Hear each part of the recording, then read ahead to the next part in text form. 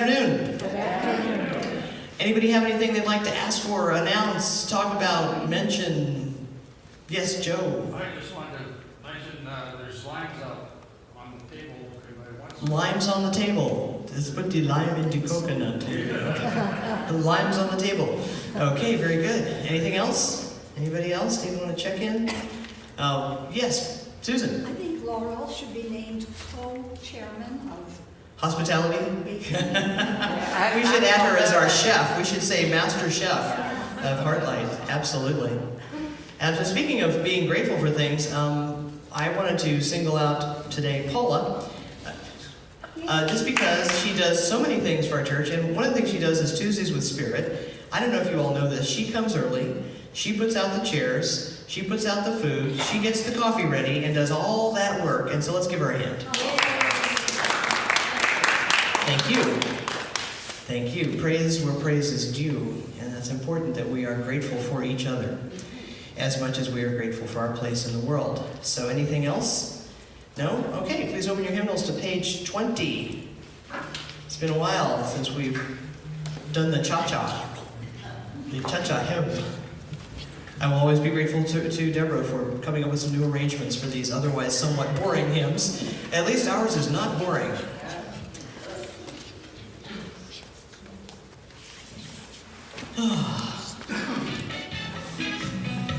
Page 20. Work wonders from within. That's where to look within. There's no use looking somewhere else for a power that you need to win. Work wonders from within.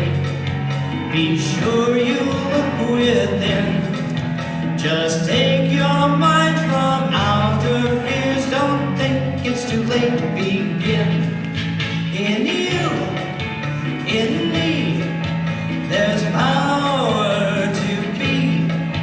In you, in me, there's power that will set us free. My course is up to me. Of course it's up to me. So I'll set my mind to use my power if wonders I want to see. Welcome. We have a I say a guest, but really a part of our spiritual family is here today. Jill, let's say hi to everybody. Hi, Jill. And we know each other from Unity and for actually a lot of years now. So we've just had our opening hymn, and now we're going to go into our invocation. So everybody just take a deep breath, get centered, get settled, get quiet.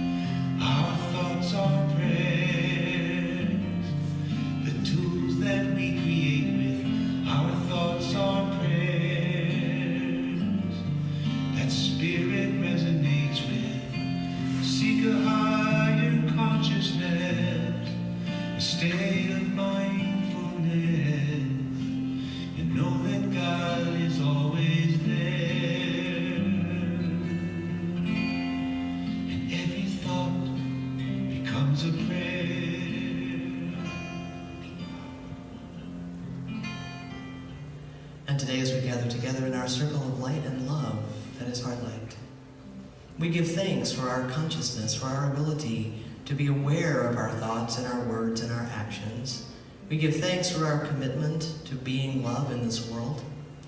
And we give thanks for the love that lives in each one of us.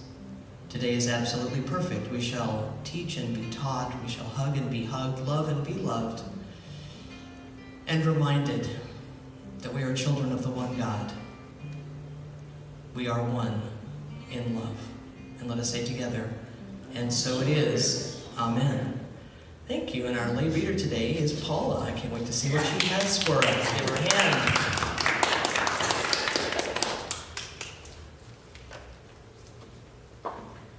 Good afternoon. Good afternoon.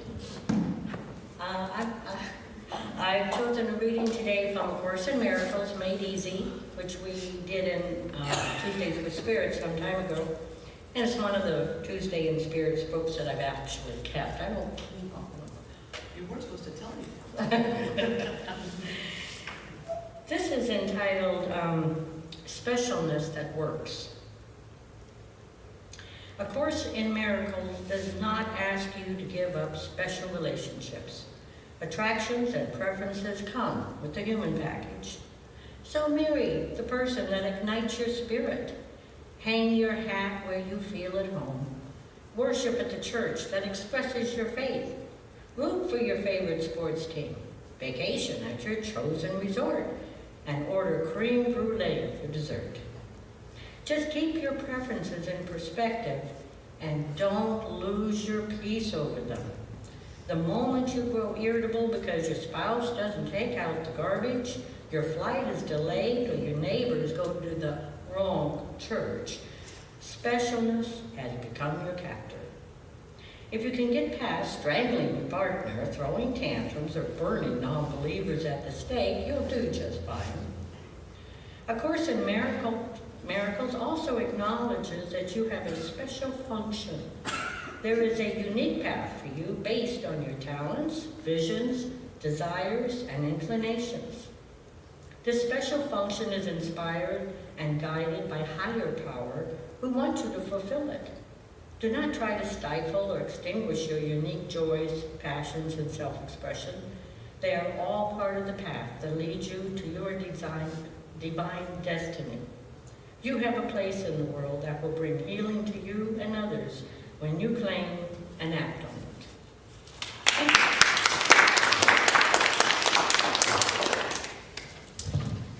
Thank you, Paula. And it's very much in keeping, but then again, it always is. You guys surprise me every Sunday with your reading, and it always fits with whatever we're talking about. So that's just perfect. We are talking about healing, and we're talking about the basic principle of heal your mind, heal your life. So I'm just going to wrap up a little bit what we talked about last Sunday, because this is part 2. I said healing is not the same thing as adjusting to life. In other words, saying life sucks and I'm just going to be the victim here, and I'm just going to bear up under it and follow my martyrdom. It's not about that. It isn't pretending you're not hurt. Everybody here been hurt? Yes, raise your hand if you've been hurt. Now, anybody never been hurt, raise your hand. Okay. Oh, and as a matter of fact, this topic just made me think of Babs, because we were talking about this Tuesday, and she's not here today because she's with family, so I was supposed to report that. So you don't pretend that you have no emotions, that you don't pretend that you don't want to cry. You don't pretend that someone hasn't made you angry. It is one thing to adjust to things we cannot change, and that's part of the serenity prayer, that I can deal with the things I cannot change. And as I said last week, things like long lines at the airport, security checkpoints, we can't change that, so we have to learn to not be ticked off the whole time. We can't change the price of gasoline. How annoying is that?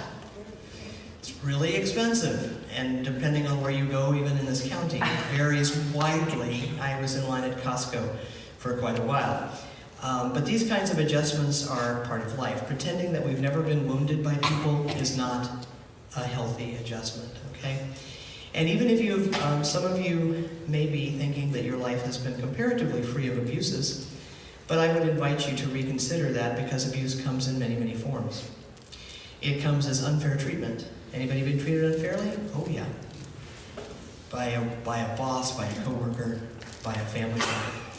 Things like misogyny, homophobia, racism, injustice, murder, molestation, family secrets, shaming and blaming. Family secrets have a lot to answer for most people. In this case, adjusting to those is not healing you. But we don't heal because we don't go to the cause. And as Ernest Holmes talks about in The Science of Mind, and as the Fillmores also talked about, there's first cause. First cause is a thought. Okay? My example was, if I pick up this cup of water, people say, it's my arm that did it. No, I had a thought that I wanted to pick up the water, and the rest of me fell into line with that thought. Okay? The cause of our suffering is what we are thinking about what happened. And I want you to take that in. The cause of our suffering is what we are thinking and judging about what happened.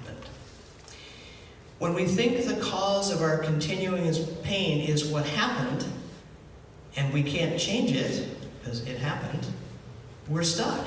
We're stuck, and I guess I'll just have to adjust to being hurt and being wounded. We go into that mode the psychologists call stuffing your emotions. How many of you have stuffed your emotions and gritted your teeth so that someone else wouldn't know how hurt you were, how angry you were? But this is adjusting to a reality where we are broken, not whole, not complete. We're just broken.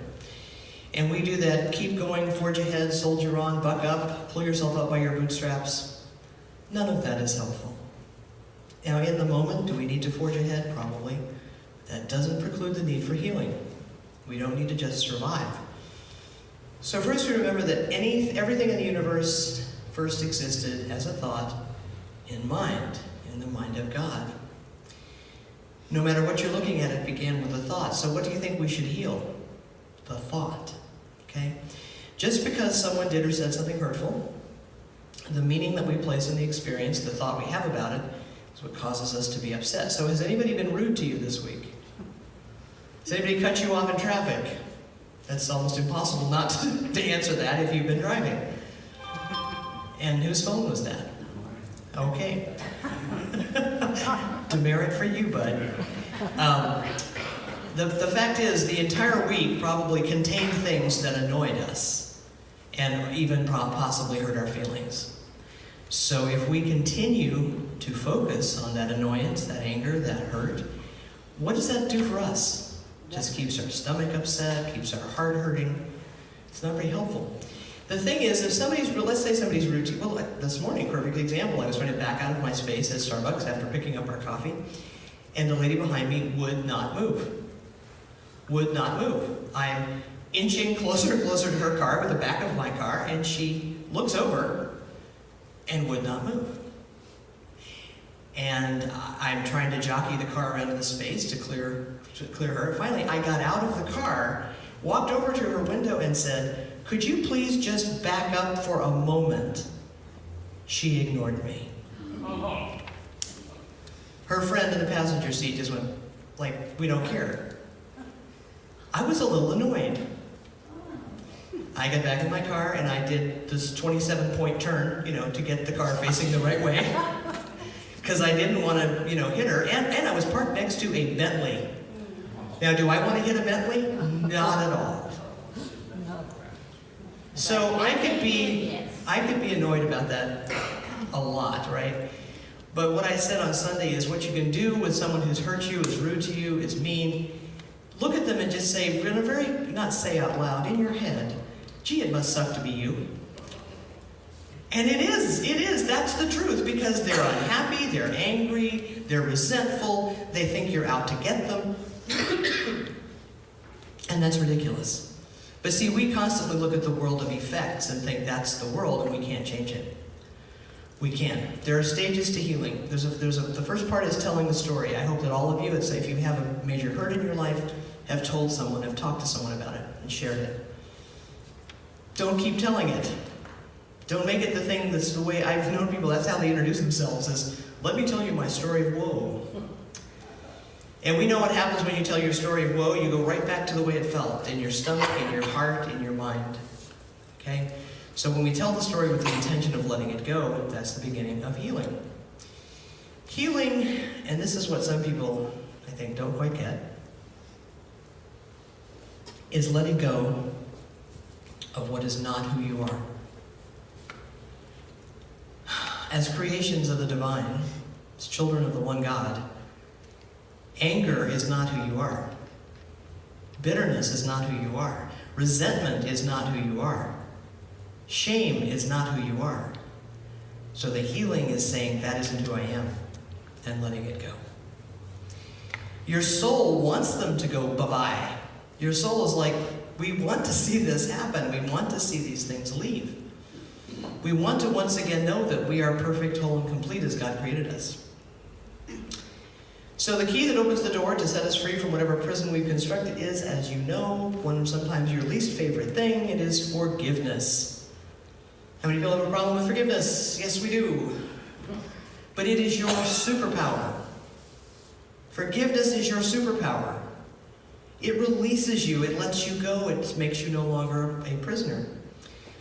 So anyway, that was basically what we talked about last week. And now to move forward with today, on our theme of healing, I want to share with you a story. I know you guys like stories.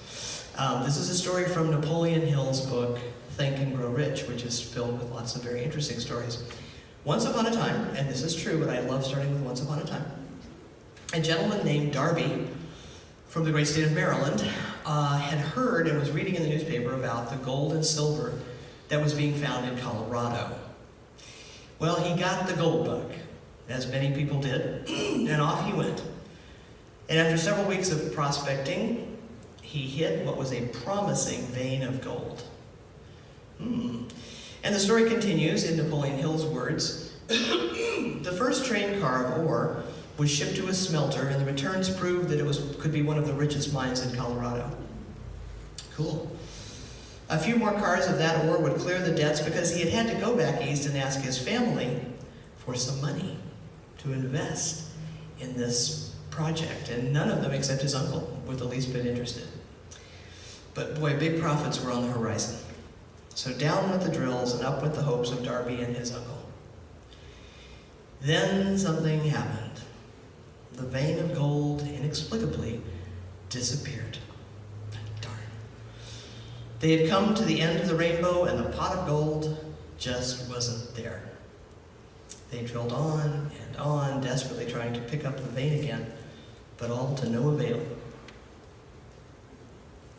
Finally, with debts mounting and the hope fading, they decided to quit. They thought that would be the wisest decision, so they sold the machinery to a junkman who dealt in used mining equipment for a few $100s, and they abandoned the claim. Well, maybe some junkmen might not be real bright, but this one was actually very bright and curious about why such a promising vein would have failed. He hired a mining engineer to do some calculating, whatever it is mining engineers do. The engineer advised that the project had failed because the former owners were not familiar with the fault lines and how they run under the ground. His calculations showed that the vein would be found just 3 feet from where Darby had been drilling. And this is exactly where it was found. The new owner took millions of dollars worth of ore from the mine because he knew enough to seek expert counsel before giving up. And Hill writes further in this story. One of the most common causes of failure is the habit of quitting when one is overtaken by a temporary defeat. How many of you felt like quitting because something went really, like Paula's computer catching fire? You know, that's very off-putting. It's the one I ordered for her, and it actually caught fire. So, but we've dealt with that. I could have said where she could have said to me, you know, I don't want you ordering me any more computers. So, but she didn't. She trusted me. So sometimes we quit when one has a temporary defeat, and we've all made that mistake at some point. Of course, nothing's a mistake, so we've all made that choice, I should say. The interesting sequel to this story is what happened to Mr. Darby. Now, in some alternate reality, he took up drinking. He ended up in the streets, a wino. But in reality, this timeline, he heard about all the riches he'd lost, and I bet he wept. But he chose not to spend his life bemoaning the loss of all that money or kicking himself for giving up. He went into the insurance business, of all things, and became the country's most successful insurance salesman in the entire United States. And when asked how he came to be so successful, he said, you know what? I stopped 3 feet from gold, and I will never do that again. I became someone who never took no for an answer, and I always found a way, by being of service, to get to yes. And that was his success. So what does any of this have to do with healing? I want you all to absolutely know that your healing is imminent. Your goal is 3 feet away. And I want you to hear that. It's in your reach. It may have taken you years to get to this point, right here, right now, when you realize that, yes, you can heal your mind. How many people believe you can heal your mind? Yes, of course you can. Do you realize how long it takes some people to get to the point where they know they could heal their minds? And that some people never get there. So of course you can heal your mind and heal your life. You can heal your body. This book we're working on now on Tuesdays with Spirit, it's called I've Decided to Live 120 Years. It's made everybody start to think about the second half of their life. Some of us thought we were kind of getting down to the done part, like just about done. But I don't want you to give up because you're 3 feet from gold. There's a Bible story found in Matthew, Mark, and Luke that teaches much the same lesson, and you know how seldom I quote the New Testament, so pay attention. The fact that the story appears in 3 of the Gospels is a good indication that it could be based on something that actually happened. It also reminds us that all the Gospels are pulled from the same source, which are primarily sayings of Jesus. And then the whole narrative was written around those sayings of Jesus. We can also surmise this was an important story because, as I said, it appeared in all 3. In Mark and Luke particularly, we get some details about this poor woman who had a flow of blood for 12 years. Ow. She had suffered much under many physicians and had spent all that she could, all that she had, and was no better, but rather grew worse. She had heard the reports of Jesus. She came up behind him in a crowd, and she touched his garment. For, she said, if I touch even his garment, I shall be made well. You all remember that story, I'm sure. And he noticed right away that someone who was in need of healing had touched his garment.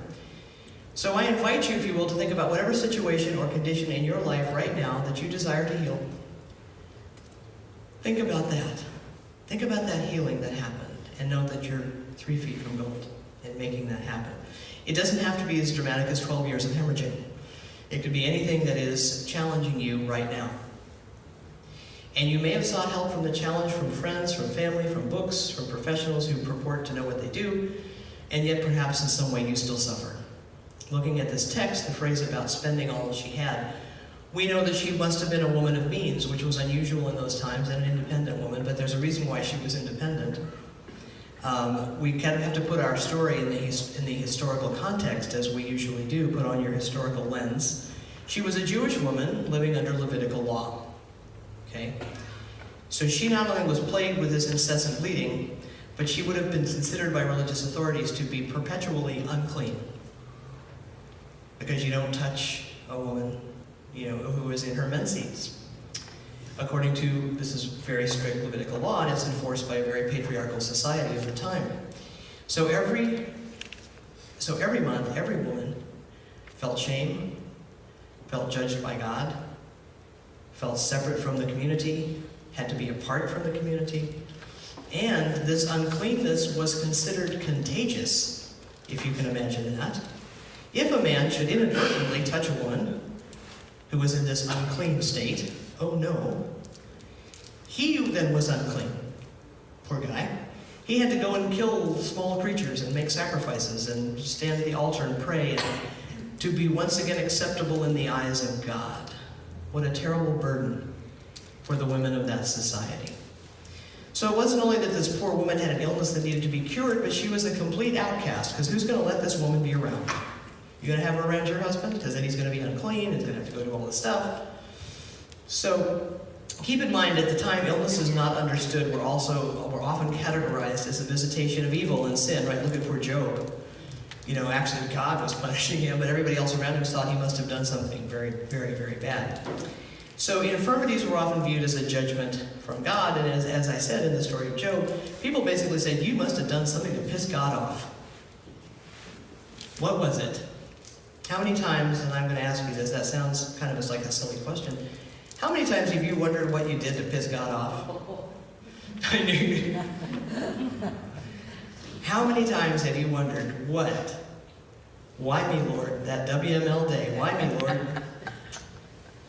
What did we do to make God not love us? What did we do to make God judge us and send some kind of punishment? Because obviously this is a punishment.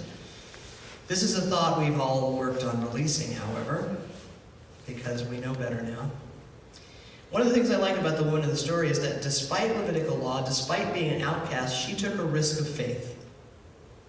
She waded into a crowd of people, disguised, and believed that if she could just retain her own sense of worth, she could be healed. And she believed she deserved to be healed. Why else would she go there and touch the garment of the great teacher? She believed she was worthy. She was touching a rabbi, people. Do you realize what a risk that was for her? But she had heard the stories and she believed she could be healed. It's interesting to those of us in New Thought, and I think in the next few months I'll do a new series on New Thought and what we believe. Our movement, all of New Thought, whether it's unity, whether it's science of mind, religious science, all different branches, divine science, Christian science, it all began with healing. It all began, didn't it, with Phineas Parkhurst Quimby, a little guy with tuberculosis, who healed himself of tuberculosis, which was considered a death sentence when he lived.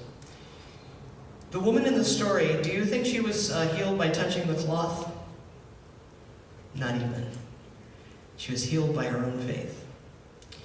Similarly, we all know the story of the blind man who came to Jesus for healing, and he asked him a very important question. He said, "Do you believe that you can be made whole?" And they said yes. And his response wasn't to wave his arms or a magic wand. His response was, "Your faith has made you whole." And they could see. His response to the woman who touched his garment is quite similar, though it differs slightly between the Gospels, what he said. In Matthew it says, "Take heart, daughter, your faith has made you well." And in Mark it says, "Daughter, your faith has made you well. Go in peace. You are healed of your disease." And in Luke it says, "Daughter, your faith has made you well. Go in peace." So all very, very similar. So it is abundantly clear in the Gospels that Jesus is not claiming that he has a monopoly on healing. He says, you healed yourself. His mission was to reignite people's faith so that they could do this. Put another way, he was teaching people, heal your mind, heal your life. Or heal your thoughts, change your reality. Or you are the worker of miracles in your own life. And as I love to say, we aren't waiting for anybody because we're the people we're waiting for. And we've arrived. And we're here to do our job. Jesus, and this is true of many great teachers, was often reminded people of who they were. And in the text of the story, when Jesus calls the woman daughter, even though it has a certain meaning for us now, it's a translation of the Greek meaning daughter of God or acceptable to God.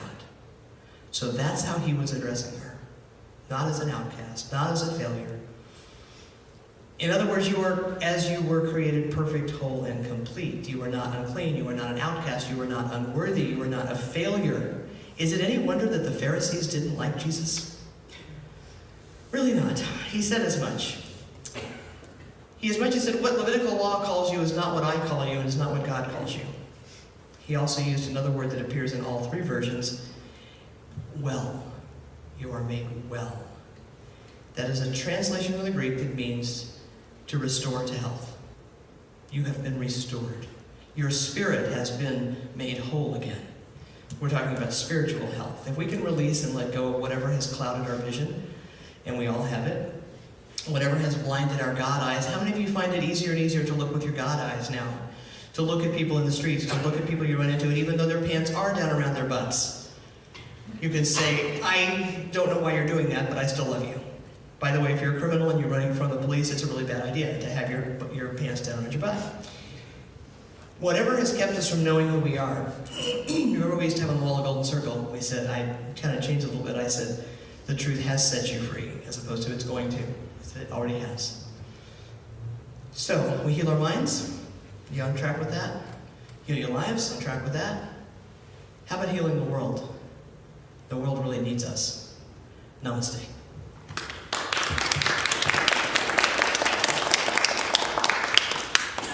And at the same time, Oh, and I forgot, I didn't write it into the talk. I'm so sorry. Our words of the year.